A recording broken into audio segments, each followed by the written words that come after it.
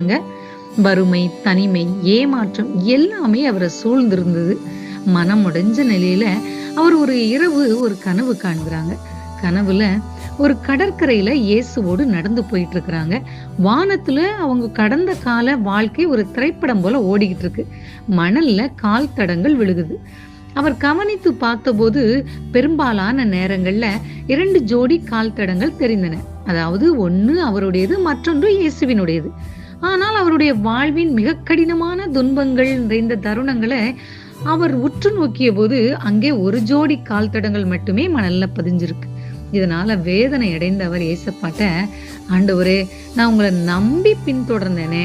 ஆனா என் வாழ்வுல நான் துயரத்தின் உச்சத்துல இருந்தபோது, என்னை ஏன் தனியா விட்டுட்டீங்க? இங்க பாருங்க, என் இக்கட்டான சூழ்நிலையில ஒரே ஒரு கால் தடம் தானே இருக்குன்னு" சொல்லி அழுதுகிட்டே கேட்டாங்க. அதுக்கு ஏசப்பா, "என் அன்பான மகளே, நான் உன்னை ஒருபோதும் கைவிடல.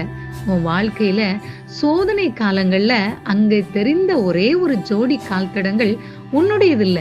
அது என்னுடைய கால் தடங்கள்.